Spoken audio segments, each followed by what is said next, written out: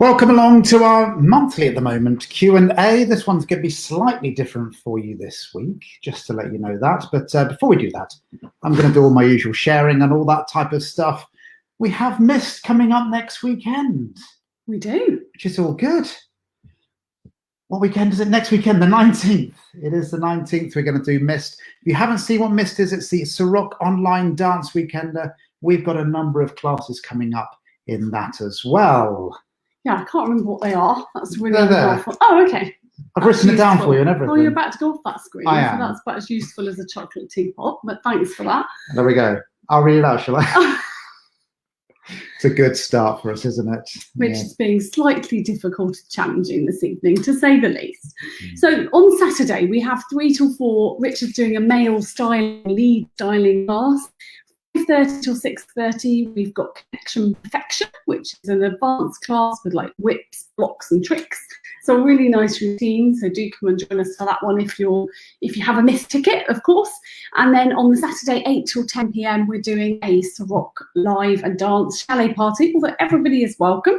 It's going to be Richard, myself, Kevin, Helen, and everybody. I'm trying to share it. Shush. He's honestly driving me to insanity tonight, you are, Mr. B. I know. Being very all over the show. And then on Sunday, we've got a tap class with myself at 12:30 and elegant lines and leans on Sunday 3 till 4. So loads of things going on that weekend. Our chalet party, we've been thinking of lots of fun things. Bingo, obviously good. Music. What did we say? Oh, we're going to just sing along with Kevin and Helen. Yeah, doing a little sing along so that we can all raise our spirits and have some fun. And then we thought we might kick off with a little bit of cocktail making to start, to get us in the mood for the evening. So lots of fun. And of course, not forgetting Innuendo Bingo. Innuendo Bingo. This is a bit I'm excited by. So for those that have seen Innuendo Bingo or have heard about it before, Scott Mills used to do it on Radio 1, and the basic principle is that you listen to a clip which has some innuendo in it. Myself and Zoe, or whoever wants to join in, if I'm honest with you, you sit opposite each other with a mouthful of water and a bucket in between to catch the water, and you try not to laugh, and eventually, effectively, you spit water all over each other. Now, this is only for households that are, of course, in their own social bubble. Do not spit water on anybody that's outside of your social bubble. I'd like to think that is obvious. They're going to be at anywhere other than their own. No. So I'm still doing the sharing, by the way. Eventually got onto the right page. So how is everybody? Yeah. How are you all doing? We are all good, aren't we? It's been a busy time. We have got a special guest coming on fairly shortly, which will be very nice. So yeah, everything's good. I've had a few people asking, are workshops going ahead in the very near future? As soon as we get the go ahead, we will be doing workshops again, the fixed couples workshops. That is the plan anyway. So yeah, we'll get there eventually. It might take a little bit of time. We'll find out, I think, on the 22nd of February, along with everyone else, what the roadmap is. Hopefully we'll have a bit of a clearer, whoops, just dropped my pen, bit of a clearer plan then as to what is happening. Yeah. That is the hope. But at the moment, we have nothing planned in. We're hoping that as of March, maybe mid to end of March, we'll be able to book more workshops, but we're not sure. No, we're not sure. Right. I think we're getting there slowly but surely. Hello, Karen. Hello, Rose. Hello, Mike, Paul, Stephen, Peter. Yeah. Loads of stuff going on. So yeah, that's Mist. If you haven't booked on to Mist yet, by the way, there is still a few spaces available for it. Oh, she's off already. There are a few spaces available for it. If you want to join in with our all-important chalet party 8 till 10 on the Saturday, you do need to be part of the Mist weekend. You can't just join. How much is that? So Mist, I believe at the moment it's £25. It's going to go up in the very near future for the whole weekend. You can buy day passes for £15 on a Saturday or a Sunday as well. So all of that is available. Hello to everyone that's joining us. Hopefully our guest will be with us in the not too distant future. I'm looking in the box and she's not quite with us just yet. So we can't talk about that part just yet. I've got a right frog in my throat. Have you? There we go. While we are waiting, let's talk about Patreon very quickly. If you haven't seen Patreon and think, why do they mention it every time? It's our online classes. So if you still want to keep dancing, keep learning from home, then that's where you go to patreon.com/Richard and Zoe. There are beginners, intermediates, advanced, specialist classes on there where we go through specialist things. So this week's specialist class, it will come up, by the way, is for how Zoe comes up and out of a lean. So we go into quite in-depth detail. You don't know that yet. We go into quite in-depth details about what she does with her head, how her leg comes up, pointing, and really into a quite in-depth part. So quite like that. Last week was all about shoulders and how you use them. All this and more to come. Yeah. So, and packages start from just £12, including VAT per month. That is a thing for you. We do have a poll as always. I'm saying we have a poll, but we're on a different technology tonight. And I'm not 100% sure, if I'm honest, how I can do the poll on this. So I might have to leave the poll. We might have to just do the poll in the comments. We might have to just say what it is. Okay. And then we'll just do the comments. I'll type it, you say it. Okay. So while Zoe is typing that, just to let you know, once we've had our little chat with our guest coming up fairly shortly, we will be doing a Q&A session as we always do. If you haven't done that before, it's all about you asking us questions and theoretically us answering them. We do have some questions that people have already put in there as well. And these questions can be about dancing or they can be about life in general. We've had some unusual questions in the past, obviously real questions that matter, like, you know, which point do you put the toilet seat down, toilet paper from front or is it at the back? Are the stairs meant to be a halfway house for putting things up and stuff? Who knows, okay? But any questions that you want to put in there are absolutely fine, okay? You can do any of those. So tonight's highly educational poll is... Okay, you ready, are you?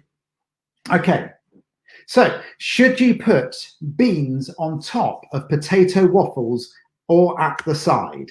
Okay, that's the question. So we're going to highlight that one there. Okay, so here it is. Tonight's poll is, should you put beans on top of potato waffles or at the side? Vote top or side in the comments box. So for me personally, I'm going to give you my particular opinion on that. And that is absolutely, we pile the beans on top of the potato waffles. You eat them up, brown sauce if you want to as well. That's absolutely fine. I'm keeping a tally of side or top. So I know which Mr. B is. Yeah, absolutely. I know what I am. So and what are you, surprise, surprise, we're opposites. So we've got Jen on the side, Kate on the side, Dawn. How can you be half and half? That's just awkward. That wasn't an option. It wasn't, but we haven't got a proper poll tonight. So. Tash on the side, Karen on the side, Ali on the side, Rob. Why is it the boys? So I'll give you a clue. Richard likes beans on top of his waffle. And no doubt Pete does as well. Look, Sarah's on side, Jenny's on top. Oh, Jenny's on top. Well, there's a phrase I never thought I'd hear today. Love the way everybody's popping in the comments. Oh, it's very close at the moment. It is very close. Bab, top with yes, cheese. I'm with you, Bab. Hello, Mrs. Ward, or Ms. Ward, I should say. I hope you are well and the NHS is treating you well. Lovely. Our guest should be coming on fairly shortly. So beans should never be served with potato waffles on the side if you must, I guess. Well, welcome to our life with a 5-year-old. So yeah, now and again, waffles are a requirement of a quick tea or lunch. They are indeed. So Teresa likes being on top. Sorry, she likes her beans on top. So a question from Kate. If you have to pick, hang on, let me just highlight it for you. If you have to pick one move to do for the rest of your life, what would it be? Generally dips, whips, footwork, etc. Move-wise, I think for me, I'd probably have to do a whip. Yeah, just because you can do such variations with whips and that kind of leads into scrolls as well. That'd be the one you had to do forever. It feels quite whooshy and stuff. It depends on what you do. That's the only move you do. Well, the whips with all of the 472 variations that you've got. Yeah, there are lots of variations. Yeah, what about you then? Whips don't move me. Do they not? What moves you? There's a question I didn't think I'd ask live. Yeah, now that's a good thing. I don't know. Just having to think carefully about it would this. probably be a dip or a drop, like a back bend. A back bend, lambada back bend. Yeah, if I couldn't do that, I'd be quite sad. Okay.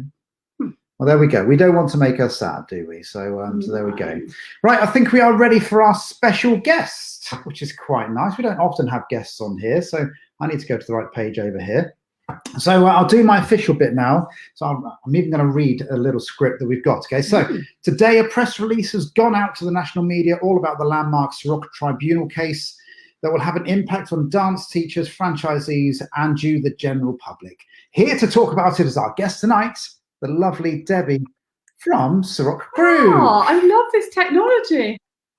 Good evening. Good evening, Debbie. How are you? Oh, you know, a little bit up and down. Very excited by what's happening and occurring right now. But the reason why we're doing it is not great. But there we go. It is, yeah. For those that obviously you'll find out more as the days go on. But as franchisees, it's been for the last week or so quite a busy period, shall we say? That's probably the nicest way to put it, isn't it? So lots of conversations. So, so we're going to go straight into it, Debbie, if that's all right. Okay, so no dance tax is the title of the press release. So can you give us a brief overview of what this is all about? Yeah, of course. I probably need to give you a little bit of history as to how we've got to this point. But can I just say from the offset that no one's trying to shirk paying any taxes here. It's not about that. It's about the unfairness of how HMRC have gone about challenging decisions that were made. I'll say that we had one of our colleagues was investigated by HMRC. I'd been investigated back in 2009 and was reliant on some information that they gave me, and I had it in writing, so I continued to operate my business relying on that exemption. But one of my colleagues, unfortunately, she got investigated and they decided, cutting the story short, they took her to tribunal court. We supported her. It cost an awful lot of money at the time. It was about £80,000, I think. And we won, which was fabulous. And we were all sort of like really quite relieved and thought, OK, we can continue. And sadly, HMRC, while we've been in our pandemic and lockdown and not working for 11 months, appealed the decision and we lost. So we are where we are now, and we're aiming to fight tooth and nail to get back to where we were with Tribunal 1 and a little bit of less sleepless nights, should we say. Yeah, so I understand we've got to go to the Court of Appeal, but needless to say, it's not the cheapest thing to do in the world. There's been a new web page brought up, which is nodancetax.uk. So can you give us some idea of how much we're looking to raise and how long we've got to do it? Right, okay. Well, when we got this catastrophic news on January the 28th, we've been working really hard to decide how we were going to fight this, what we were going to do, what avenues we could go down. And cutting that story short, we've got 16 days left, okay? 16 days, folks, and we need your help. We need to raise £50,000, which is a lot of money again, but that's what how much it costs to take a case to court. That's the UK court, and that's where we're at. So we're trying to raise £50,000, and that's at first level.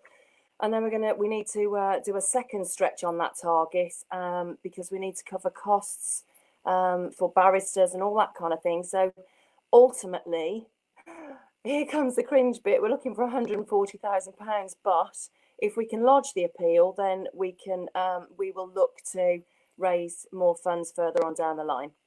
But that's basically it. We're looking for £50,000 of your hard-earned cash, folks. So obviously this affects us as dance teachers and stuff, but how is it going to actually affect the general public if we don't go to appeal or if we don't win, for instance? Well, that's the thing.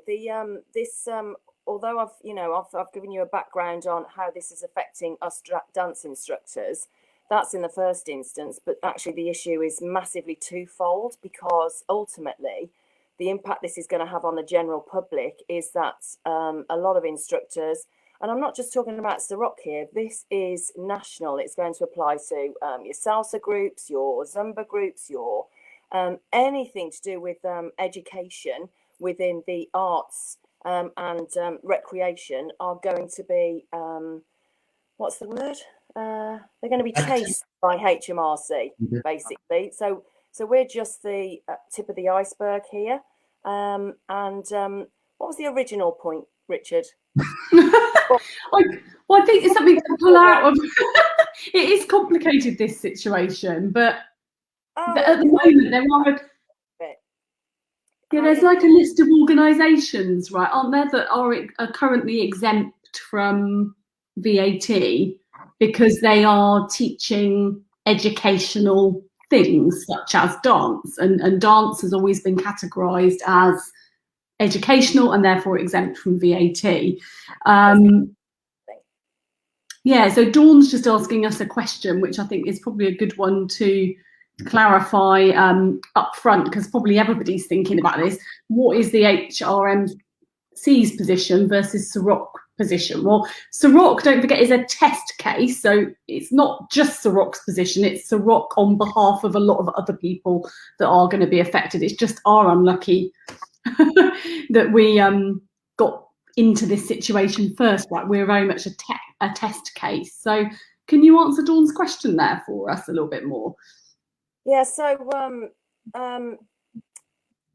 as Zoe's just said, we're the test case, and you know, it's that personal thing for some of my colleagues that are now facing bankruptcy, and I think we need to go back to, it's not Ceroc versus HMRC here. This is about the wide community. This is going to impact on. So what Richard was asking me a minute ago was how that impacts on the dance community, and how this will affect all of you. And it's not just about dance instructors or organisations that are anything to do with educating people. I'm sorry, I'm being a little bit vague there, but for you guys, if instructors have to rethink how they're going to structure their businesses and what have you, then it means that they're probably going to have to put their prices up for a start. They're going to have to rethink about how they jig their businesses, and that's going to mean less social dancing for you guys. And I'm sorry that it's actually it is going to be like that, but that's actually where we're at. I know that I, for one, on a personal level, won't be able to run the same socials that I was running before, because it's just going to strangle my opportunities, unfortunately. So we've got a few more questions coming in, which are actually helpful to clarify things. So not all franchisees are limited companies, are they? Some franchisees are sole traders. So yeah, I guess they don't have do they have the VAT limit? Yes. So they have the VAT limit. Yeah, so they do. For me, I'm a sole trader. Some of my colleagues are sole traders, and that's where we have to have that very fine line between, you know, how we operate our businesses to either keep it below the VAT threshold if we do ultimately lose this case and we have a requirement to VAT register. If we win the case, then obviously we can operate, and we're not going to have any impacts on the business in that sense. However, for me, the 85,000 threshold, there is a massive turnover margin and a very low profit margin, and that's where it gets a little bit messy from the point of view of how many freestyles we can hold in our areas, in our given areas, as a sole trader. Yeah, and that's the thing, isn't it? It's that, you know, what all dancers want is to have as many events and as much choice as possible. And this ruling effectively means that a lot of dance organisations, yes, although we are all separate businesses, you know, a lot of businesses get to the 85k threshold reasonably quickly, and therefore you have to stop doing events. I don't know for yourself, Debbie, that's definitely what you've had to do over the last few years, and that's really difficult because you want to put on events that, you know, people are wanting to go to, and you have to say, I can't do it because we will have to charge VAT. And do all the dancers want to pay an extra 20% on top of what they've already been paying coming out of COVID? And that's a real challenge for them. The heartbreaking thing for me was I had a letter to rely on from when I was investigated back in 2009. In 2016, my accountant said, right, okay, you need to protect yourself a little bit here because it's not a given that you'll win the case. So I safeguarded slightly, made sure, you know, that my team was saying, can we run a freestyle? No, we can't, because I've really got to watch what I'm doing here. I can't afford to go over the VAT threshold. So it had an impact for me from 2016, you know, and as much as I don't think I'm going to be one of these sole traders that will go bankrupt, that's not the point here. The point is I didn't have the freedom to operate that I wanted to operate for my customers that were asking me for, can we have a freestyle next month? No, you can't, because I'm going to be going over the VAT threshold. And I sat on that from 2016 while we waited for the case to be heard. So, of course, you can imagine that when in 2019, May, I think it was heard, we won. So we were all very grateful for that and thought, phew. Then we went into lockdown, and of course I couldn't operate the business anyway, but I was very, very excited to think that I wasn't going to be held back and that I would be able to run, you know, some social events and get the classes back up and running and what have you. And then this happened. January the 28th was a life changer. So here's another question from Dawn. So we're referring to the 85k revenue threshold, and then after that, VAT registration is required. That's the general basic principle for all businesses, whether it's dance or what. And the exemption on that is now being removed, challenged. It's kind of that. The whole point is that Ceroc is we teach dance, and that is educational. And in the first tribunal, that was proven. There's no question about that. And what did that mean? So that meant because it was educational, it meant we didn't have to charge VAT. It meant that we didn't. It meant that the businesses weren't going to effectively go over the VAT threshold, and therefore we can teach an education, which is what we do. We teach dance, and therefore everybody doesn't have to pay the VAT on it. Because they then took it to an upper tribunal, we then lost the case because they revisited it when they shouldn't have revisited it, which is simply wrong. And therefore, we want to challenge that again, taking that to Court of Appeal. And that's basically what we're trying to do. So how can people help is always the next question then. Debbie? Right. I'm literally begging here, really, because I love what I do, and I love putting on events and what have you. And I hate the fact that I'm being restricted so much. But like I said at the start, it's twofold. It's twofold because this has an impact on me as a dance organizer, as well as it having an impact on you guys at door level. You know, when you come in, you're going to need to. We're going to have to charge you for that if we have to be VAT registered. So we're begging for you to head across to nodancetax.uk. And to donate whatever you feel you can to help us fight this case. But like I said, we're taking this nationally. I'm in touch with my local salsa organizer, and he's with us on this. You know, this is we're going to get a lot of support out there, but primarily we're asking you guys to dig deep and help as much as you can. Yeah, absolutely. And I think it's really important. I know we've said it already, but this isn't just a rock thing necessarily. This is for all dance organizations. We've reached out to a number of the other dance organizations because it's going to affect everybody. We are the test case moving forwards for this industry. And I say it's not just dance that's going to be affected. It could be taekwondo, loads of other bits and pieces that are organizations that could be affected by all of this. So that's why we're kind of really asking for people's help as much as we possibly can. And there is a bit more of an explanation. If we haven't quite explained this, or you've still got further questions, then on the site there's sort of like a logical progression, isn't there, of sort of Q&As and why we're supporting this and what we're doing. So yeah, do check that out and have a look. I think it's just important to remember it's not just about Ceroc. Ceroc is the test case. We're the ones that are championing this, but it is actually going to affect other martial arts, genres, Zumba, other fitness classes. Yeah, anyone else who relies on the educational exemption, then they could also be looking at potentially paying, backdated costs, right? Yeah. So I don't think it's could. They will be. HMRC have just got everybody lined up ready to go. There's no doubt in my mind about that.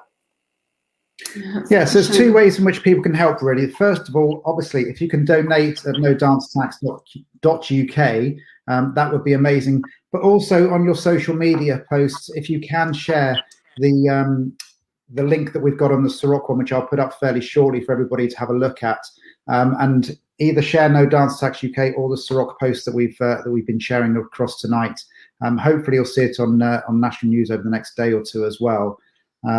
So yeah, it's a real massive thing that you can help. Two ways: either donate or please do share on your social media. Okay. Claire has asked, is it going to be backdated for those people? Remember, this isn't about us helping people pay tax, but yes, is the answer. It is going to be backdated. They never. I think in some cases it's going back as far as 17 years, isn't it? I think for one of our colleagues, yeah. It's going back that far. And it's an area which, irritatingly, they've said in the past as well that was okay to operate in that way. So it feels really unjust to say one thing and then change that and sort of go back on it, really. It just feels wrong. So that's why we're fighting it, and we need your help. So absolutely. So yeah. Well, thank you, Debbie, ever so much for coming on. It's much appreciated, your time. And yeah. Quick last question: is it your picture on the actual website itself? Of bowing your head? One of them bowing my head. I was actually doing a spotlight though with my demonstrator was coming in behind me. But yeah, so I'll just bring it up here for you to see. Yeah, that's the one. But yeah, it's not that I'm bowing my head in shame. I'm bowing my head because I'm feeling unfairly treated just now, and some of my colleagues are in a worse position than I. So I can't stress enough how much help we need right now, but it is because that it's going to have an impact on the future of the dance community. Yeah, no, it's going to be a big impact on everybody if we don't get it sorted. So so yeah, we will hopefully get it sorted with everyone's help. Thank you very much, Debbie. It's really good to see you. Thanks for having me. So bye. And she's gone. We will still no doubt get some questions in on this, which we're of course happy to answer on this occasion. I'm going to pop Dawn's one up, and it's huge. It'll go up half the screen. It'll be fine. Okay, so there we go.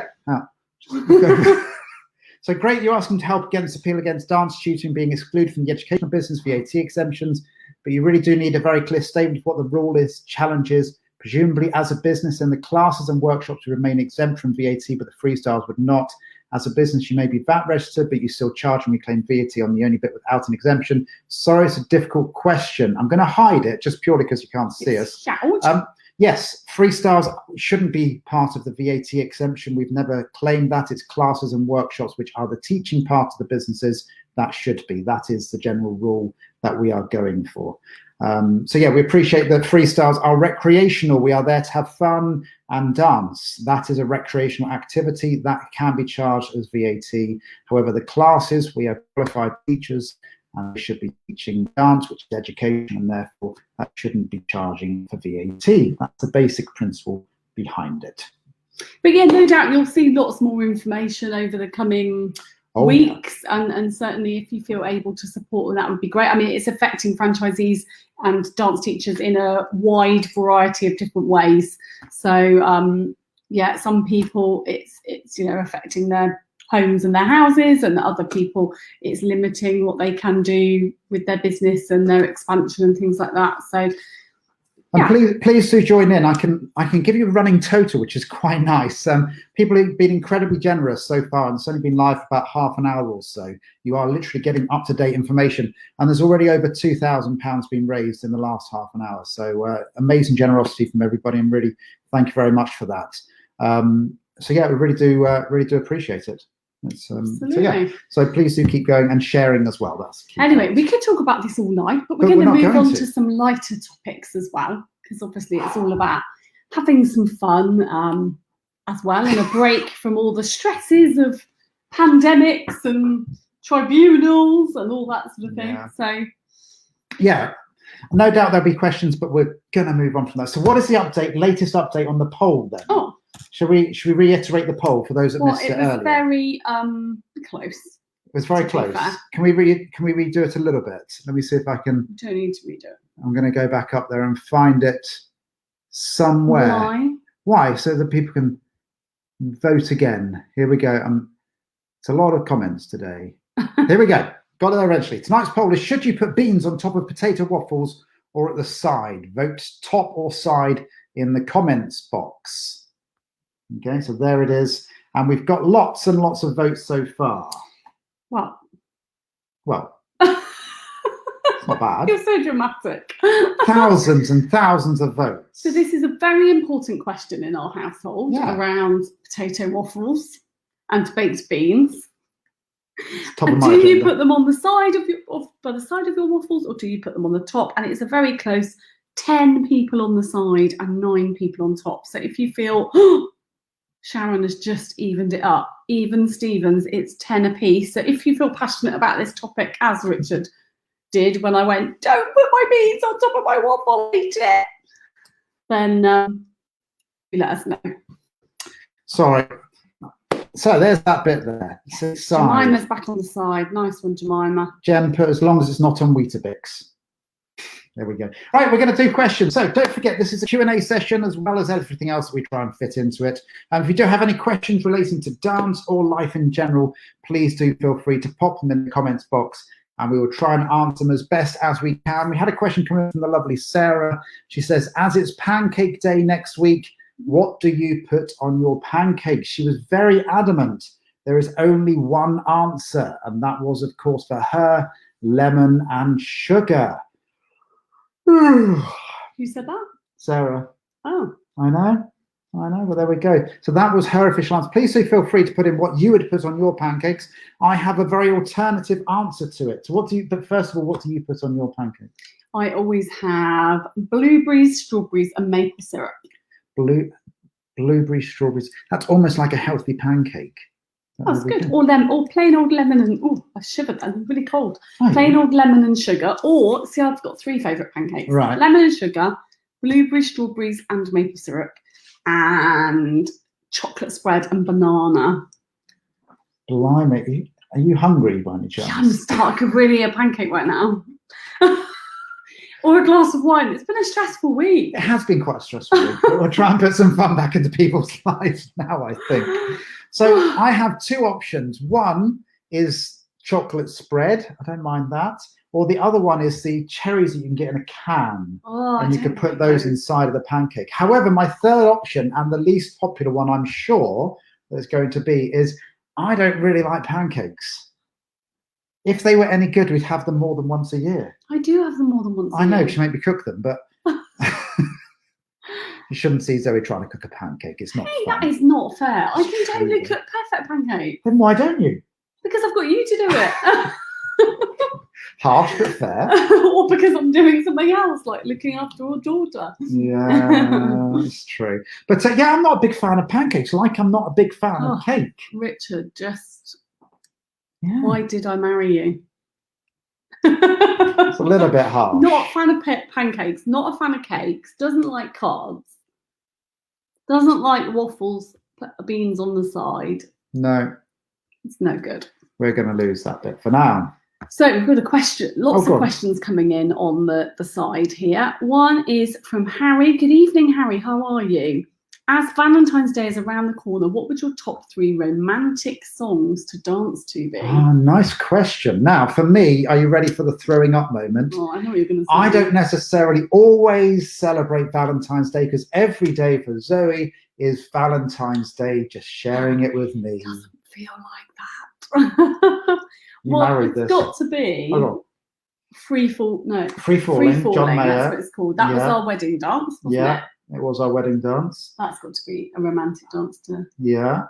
I quite like the slow acoustic version of I Want to Dance with Somebody because you really like the original song by Whitney Houston. I want to dance with and there's a nice piano version of that, which is quite nice. I want to feel what heat.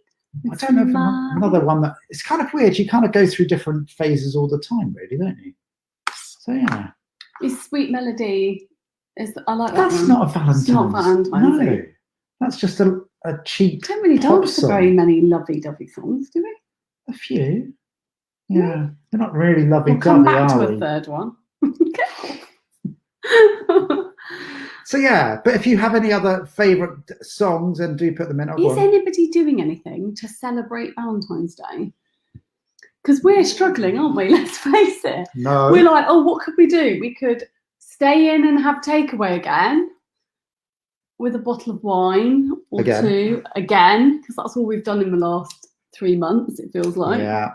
So we're struggling to be innovative, and to top that off, we've got 4 children This weekend, this weekend on Sunday.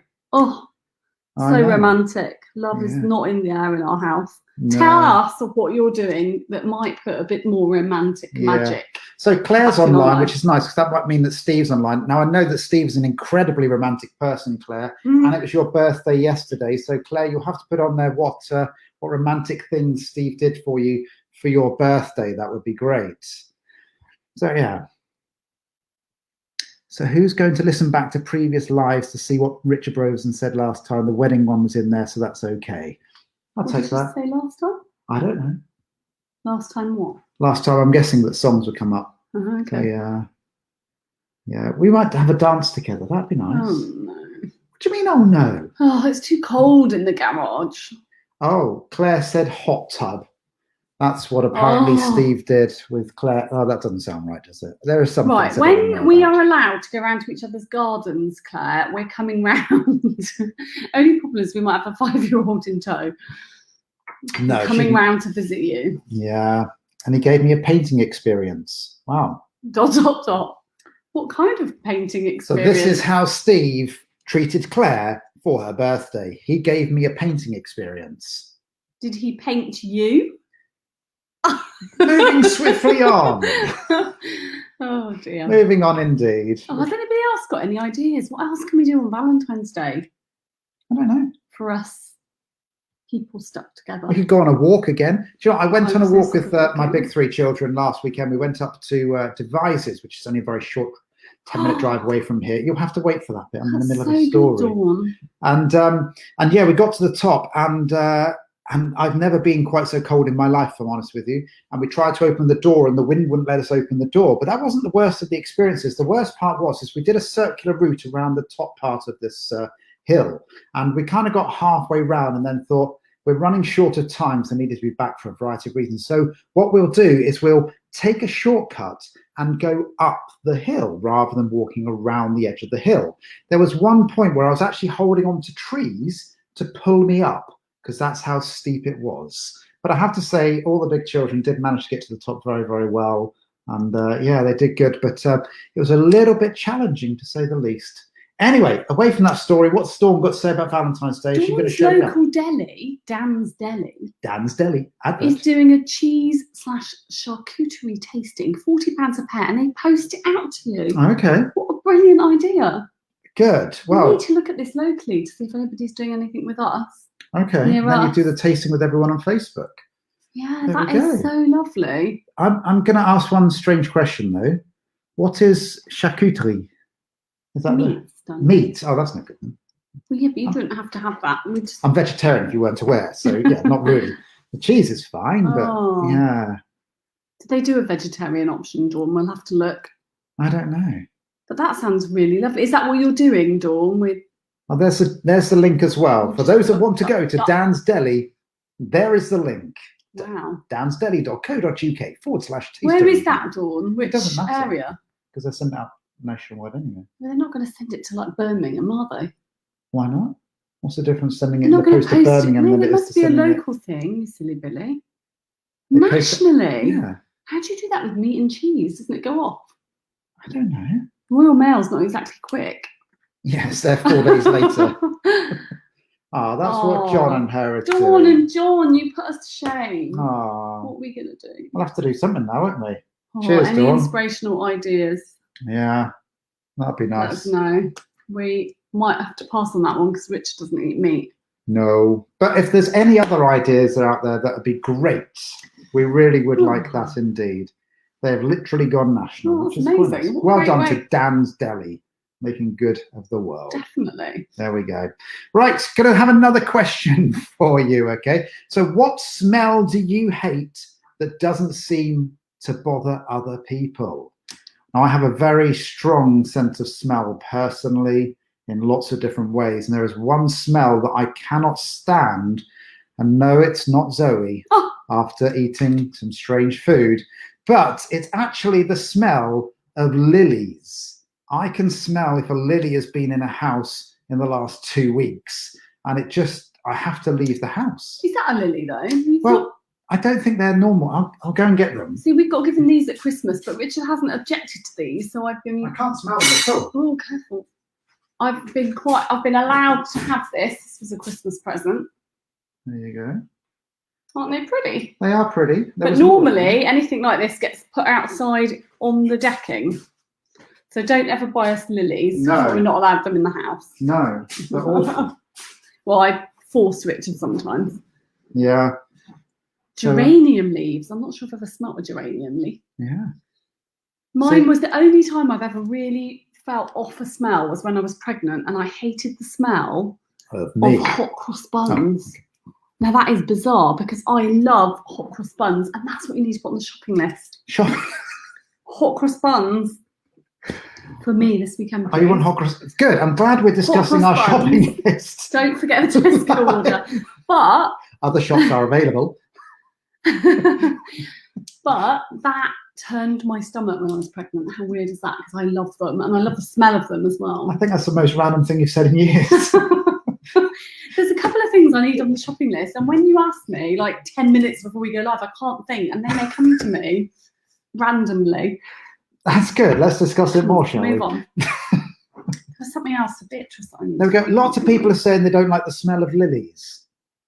Have you noticed that now we're not talking about what other people are doing? It's all about Zoe's now focusing on what we need in our shopping list. Yeah, I'm trying to think. There's something else we need. It was wet wipes for Beatrice, and I've got them already. Okay, so if that helps. Is there anything else you want to talk about on my shopping list? Next question. Let's move on. So there we go. My dad doesn't like the smell of lemon. How can you not like the smell of lemon? Oh, Breathe In, Breathe Out. That was a nice romantic song. 1,000 Years. That's good. We have a problem with 1,000 Years, so don't we? So 1,000 Years by Christina Perri, I believe, is the track.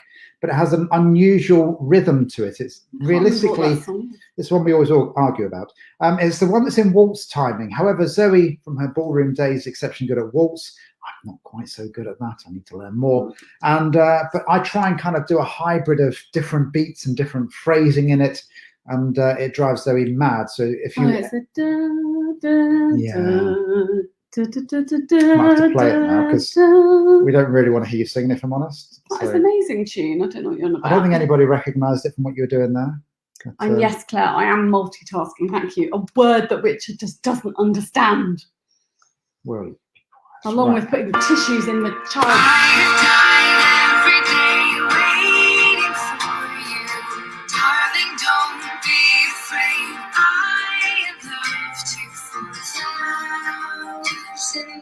Anyway, enough of that.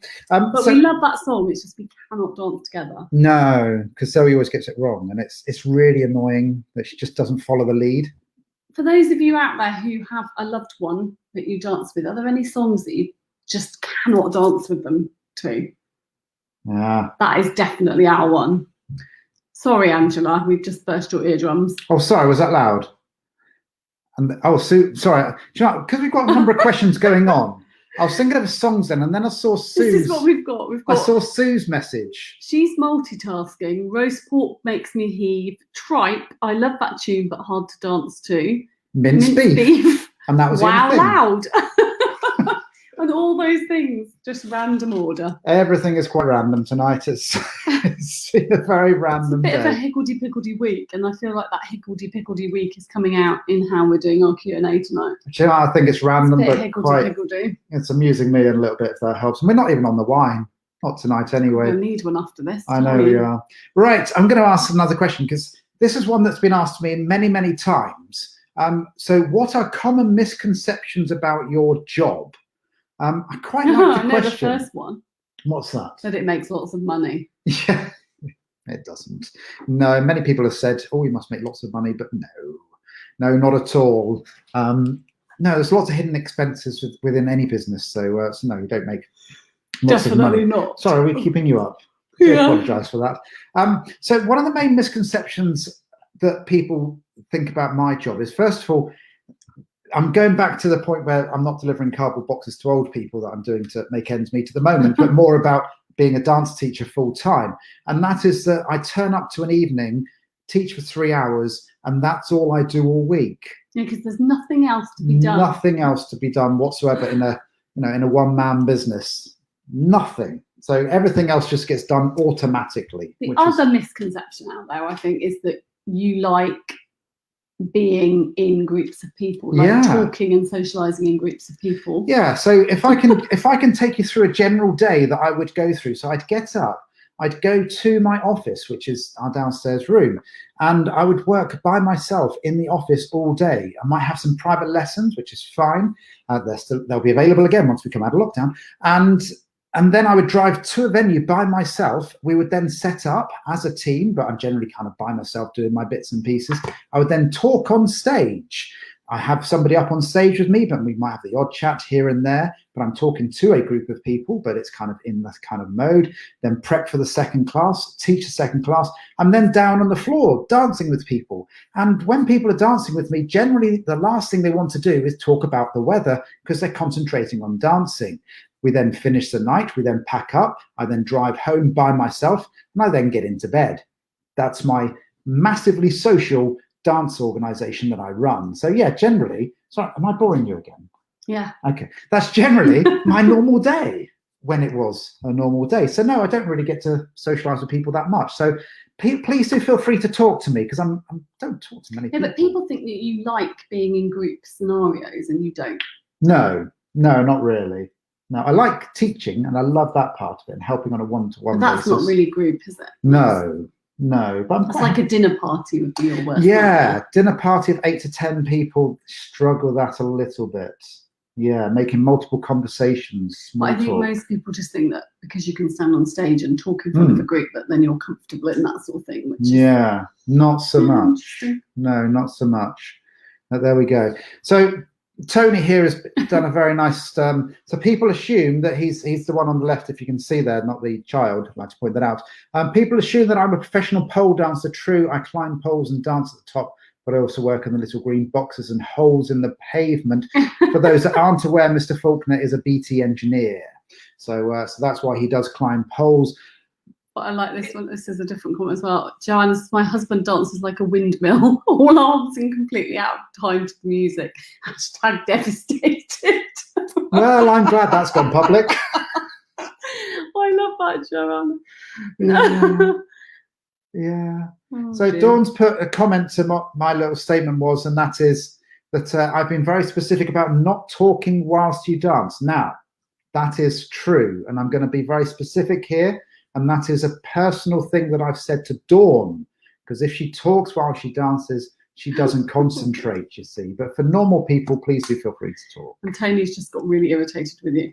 Open Reach, not BT. Is that not the same thing? Apparently not, no. So Open Reach are a private contracting firm for BT. Oh my goodness. I think so. Sorry, us mere mortals blur you all into one category. Yeah. Sorry, Tony, you can shoot me afterwards. Anyway, moving on. Moving on swiftly, yes. Yeah. So I'm just reading a few of the comments that are on there. So yeah, what about your job, Mrs. B? Most people don't know what you do. Misconceptions? Yeah. What do you do, first of all? Because lots of people wouldn't have any idea. Well, I started off in HR, working as an HR manager, but I now work as a learning and development manager. Mm. So misconceptions about HR, you like people. And remember you're still a dancer. And you're a grim reaper. Oh,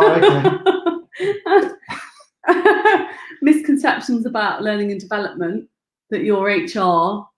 And that you're a grim reaper.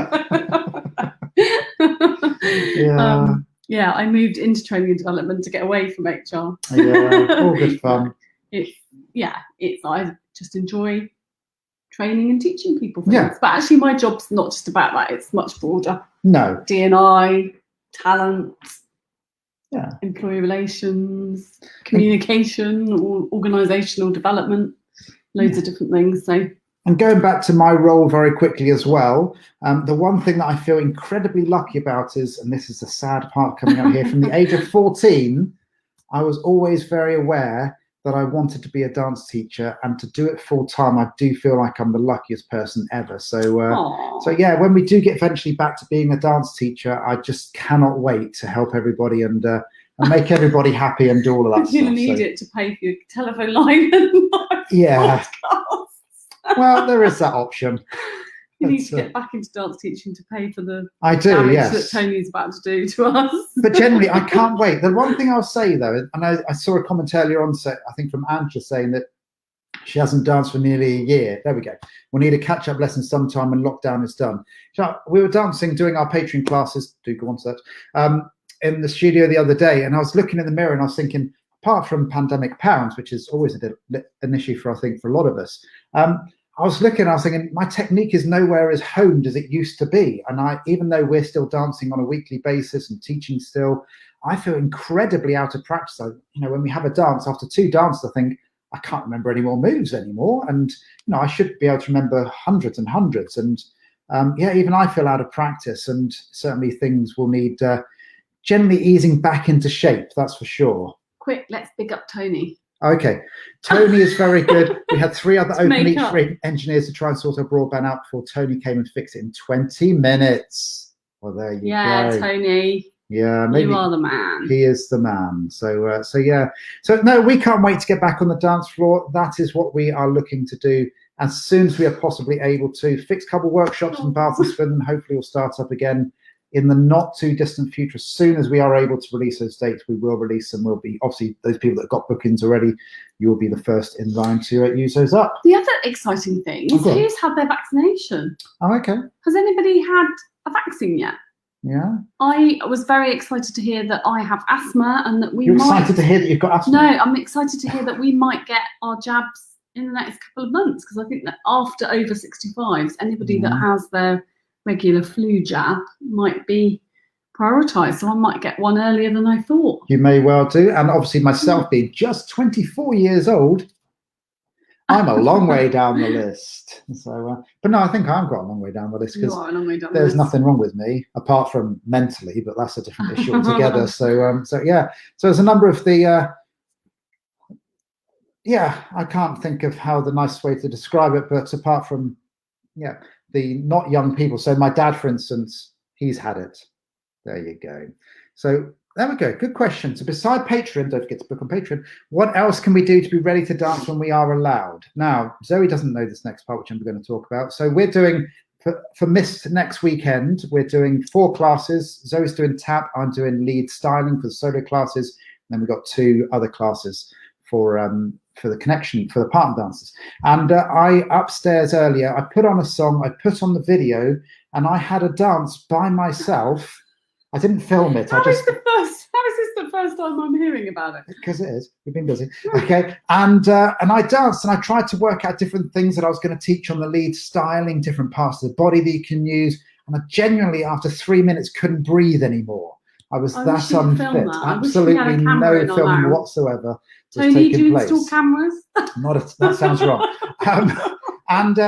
So in answer to the question, put a song on and just have a dance around. Close the curtains if you need to, and just keep that basic level of fitness up, because when we first get back, after half an hour, we're all there like that. And that's even for those that haven't got asthma. Panting pit ponies. Panting pit ponies? Yeah. Where have you got that from? I don't know, just an expression. Blimey. But yeah, get involved with Mist as well. Yeah, do get involved with Mist. Next weekend, there are still a few spaces. Over 520 people booked on, I think, already. So yeah, it's going to be a grand occasion. Definitely. Right. Should we do the final poll?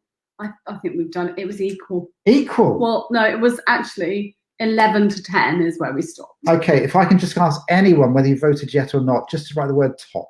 No, write the word side. This is for waffles and beans. Top, twice. Top if you like your beans on it. Side if you like your beans for the side of the waffle. Last call, otherwise the sides have won it. Can't have that. So this is beans should be on top of potato waffles. And who's coming to join my tap class? Can I join that? Well, No, Zoe's, only if you're in here and not in the garage. well, yeah, I'll be in here. So it's quite interesting. Zoe does tap, you know, and she's very good at it. And she goes, I'll just do a like that. She goes, that'll be easy for people to do. Both. And I'm there going, Debbie, I've I gone have off no idea how to do that. Thank you for all those top people. Beautiful. I love you all. Laura, you're my friend. Love you all. Actually, that's equal. There's 3 sides and 3 tops. I need 2 more tops. So yeah, it's quite. I mean, it'll be fun to do. That's all I'm going to say. And yeah, lead styling would be good. So yeah, Richard Chandler saying we're rolling out the carpet on a Sunday to have a dance. Aww. There we go, which is really nice. And I think I'm going to put that up there as one of the last things to put on. So I thought you were going to say that. Jen's put side. Tap is good fun, but it is funny. Is a funny foot action. Yeah. I'm really looking forward to it. I've got a great tune. Yeah, it's All nice. about that bass. Do you want to play that quiet? No. No, okay. No trouble. We're going to have a good old tap to it. So come and join me. Yeah, it'll be fun. So Mist is next weekend. If you haven't booked on, it's rock/Mist. So just as a Jen, recap. I think you voted twice. I remember people, but I'm just going to take that one anyway. Sorry. Okay, so just as a quick recap then. So obviously, beans go on top or the side of a potato waffle. I think The that's side what has we just have worked out tonight. Thank you to Debbie for coming on the Q&A earlier. Please do share the nodancetax.uk, and I'll put a post up after this about the Ceroc post as well. It's not just about Ceroc, it's about all dancing. We want you to support and share it as much as you possibly can. We will be back next month with another Q&A. We'll release a date for that very, very shortly. Don't give another side. Yeah, I have. With the sides of one. And it's Steve must start as well. 12. That's it, Steve. I'm never playing golf with you again. And I think we'll end with Sarah's message. Keep dancing. Yeah, absolutely. So we've got to keep dancing, keep your smiles up, keep happy, and we will get there in the end. I promise you that. Okay, so we'll put us as all the usual things as podcasts and all of that type of stuff as the days go through, and we'll hope to see you again very, very soon. Thank you for watching. I hope you enjoyed it. Big hugs, everyone. Keep Stay safe. safe. Keep dancing. Bye for now.